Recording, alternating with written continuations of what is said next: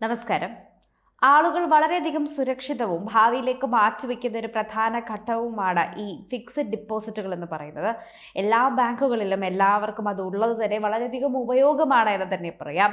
ഭാവിയിലേക്കുള്ള സുരക്ഷിത ജീവിതത്തിന് വേണ്ടിയാണ് മനുഷ്യൻ നീക്കിവെക്കുന്ന ഓരോ സമ്പാദ്യവും ജീവിതത്തിലെ സുപ്രധാന നിമിഷങ്ങൾക്ക് വേണ്ടി മുൻകൂട്ടി കാണുന്നതുമാണ് ഈ സമ്പാദ്യങ്ങളായ ഫിക്സഡ് ഡെപ്പോസിറ്റുകൾ എന്ന് പറയാൻ പറ്റുന്നത്. ഉപഭോക്താവിൻ്റെ ഭാഗത്ത് നിന്ന് നോക്കിയാൽ അവന് കൃത്യമായ ഒരു വരുമാനം നിശ്ചിത കാലയളവിലേക്ക് FDയിൽ നിന്ന് ലഭിക്കുന്നു. ബാങ്കിനെ സംബന്ധിച്ചിടത്തോളം തന്നെ ഒരു ലയബിലിറ്റി ആണെങ്കിലും FDകൾ ബാങ്കിന്റെ ആസ്തി വർദ്ധിപ്പിക്കുകയും സമൂഹത്തിലെ പണപ്പെരുപ്പം നിയന്ത്രിക്കുകയും ചെയ്യുന്നു. ഫിക്സഡ് ഡിപ്പോസിറ്റുകൾ ബാങ്കുകളിൽ നിക്ഷേപിക്കുമ്പോൾ എല്ലാവർക്കും പലതരത്തിലുള്ള സംശയങ്ങളാണ് ഉണ്ടാകാറുള്ളത്.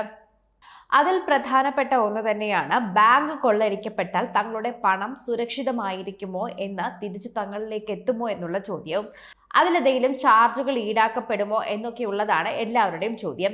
ഒരു സാധാരണക്കാരന്റെ ഈ സംശയങ്ങളെല്ലാം തന്നെ ബാങ്കുകൾ FD ഇടുന്ന സമയത്ത് തന്നെ തീർക്കാവുന്നതാണ്. കഴിഞ്ഞ ദിവസം തന്നെ ഇത്തരത്തിൽ ചർച്ച ചെയ്യാൻ ഒരു കാരണമുണ്ടായിട്ടുണ്ട്. കേരളത്തിലെ ഫെഡറൽ ബാങ്കിന്റെ ഒരു ശാഖയിൽ വലിയ ഒരു പ്ലാനിങ്ങോടുകൂടി മോഷണം നടന്നിരുന്നു. 15 ലക്ഷം രൂപയാണ് ഇവിടെ നിന്ന് ഒരാൾ കവർന്നു കൊണ്ടുപോയത്. വെറും 3 മിനിറ്റ് കൊണ്ട് ബാങ്കിൽ ഉണ്ടായിരുന്നവരെ ഭയപ്പെടുത്തിയാണ് അയാൾ ഈ പണം തട്ടിയെടുത്ത് കൊണ്ടുപോയത്. അപ്പോഴും ഇത്തരത്തിൽ തങ്ങളുടെ ഫിക്സഡ് ഡെപ്പോസിറ്റുകൾ മറ്റൊരിടത്ത് ഇടുന്നത് സുരക്ഷിതമാണോ എന്ന ചർച്ചകൾ പലയിടത്തും ഉയരുന്നുണ്ട്. ഒരു കവർച്ച നടന്നാൽ നിങ്ങളുടെ പണം നഷ്ടപ്പെടുമോ അതോ സുരക്ഷിതമായി തന്നെ ബാങ്കിന്റെ പക്കൽ ഉണ്ടായിരിക്കുമോ എന്നതെല്ലാം വ്യക്തമാക്കുന്നതാണ് ശരിക്കുമുള്ള ചർച്ച. ബാങ്ക് കൊള്ളയടിക്കൽ പോലുള്ള സംഭവങ്ങൾ സാമ്പത്തിക സുരക്ഷയെ ബാധിക്കുമോ എന്നത് നിക്ഷേപകരുടെ ഒരു അതും വളരെയധികം പ്രധാനപ്പെട്ട ഒരു ചോദ്യമാണ്. അത്യാധുനിക സുരക്ഷാ സംവിധാനങ്ങൾ ഉണ്ടായിരുന്നിട്ടും പലപ്പോഴും ബാങ്കുകളിൽ ചെറിയ കൊള്ളയടി സംഭവിക്കാറുണ്ട്. ഇതുപോലുള്ള സാഹചര്യങ്ങൾ നിങ്ങളുടെ ഫിക്സഡ് ഡെപ്പോസിറ്റിനെ ബാധിക്കുമോ എന്നതിനെക്കുറിച്ച് വിശദമായി തന്നെ അറിയേണ്ടതുണ്ട്.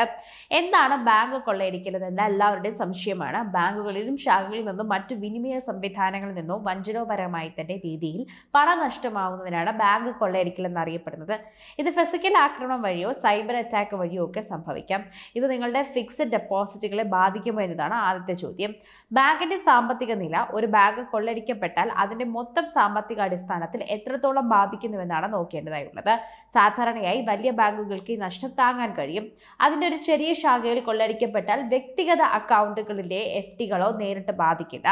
ഡെപ്പോസിറ്റുകൾ ഇൻഷുറൻസ് അതായത് DICGC ഇന്ത്യയിൽ deposit insurance and credit guarantee corporation അതായത് DICGC എന്ന സ്ഥാപനത്തിന്റെ നിയന്ത്രണത്തിൽ ഓരോ നിക്ഷേപത്തിനും 5 ലക്ഷം രൂപ വരെ തന്നെ ഇൻഷുറൻസ് പരിരക്ഷ ലഭിക്കും. അതായത് ബാങ്ക് പൂർണ്ണമായും തകർന്നു പോയാൽ ഈ പരിധിക്കുള്ളിൽ നിങ്ങളുടെ FD സുരക്ഷിതമായിരിക്കും.